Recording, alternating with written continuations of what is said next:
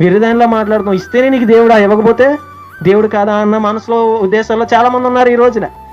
దేవుడు నాకు పెళ్లి చేస్తేనే, నేను కోరుకున్న వ్యక్తిని నాకు ఇస్తేనే ఆయన నాకు దేవుడు, నేను అప్పుడే ఆయనకు ఉపవాసాలు చేసి ప్రార్థన చేసి ఆయనకు మొక్కుతాను అనుకునే నమ్మకాలు చాలామంది ఉన్నాయి. చేయకపోతే దేవుడు కాదా?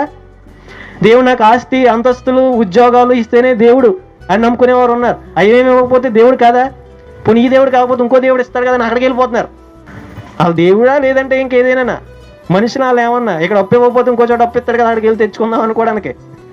సో దేవుడు అనేవాడు ఒకడు ఉంటాడు, నీకు ఇచ్చేది ఎవడైనా ఆ దేవుడే ఇవ్వాలి. సో అది చేయకపోతే దేవుడు కాదు అని అనుకోవడానికి లేదు. ఆడపిల్లలు పుడుతున్నారు, మొదట అమ్మాయి పుట్టింది, తర్వాత అమ్మాయి పుట్టకపోతే ఇంక దేవుడు కాదేమో అన్నట్టు వాళ్ళు మాట్లాడుతున్నారు. అంటే మగపిల్లని ఇస్తేనే దేవుడా, మగపిల్లని ఇవ్వకపోతే దేవుడు కాదా? సో ఇటువంటి ఆలోచనలు ఉద్దేశాలు. కాలం మారింది కానీ ఈ జనాలకు మైండ్ అనేది మారట్లేదు. ఇప్పుడు మగవాళ్ళ కంటే ఆడవాళ్ళే బాగా చూసుకుంటున్నారు కుటుంబంలో, తల్లిదండ్రులను కానీ కుటుంబాన్ని కానీ.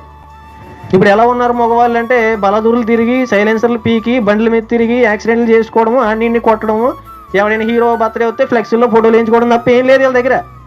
ఆడవాళ్ళు మగవాళ్ళ కంటే బాగా కుటుంబాన్ని చూసుకునే వారిగా ఉన్నారు, మంచి చదువుకుంటున్నారు. దేవుడు అంటే తెలిసిన వారు ఇటువంటి ఆలోచన చేయరు.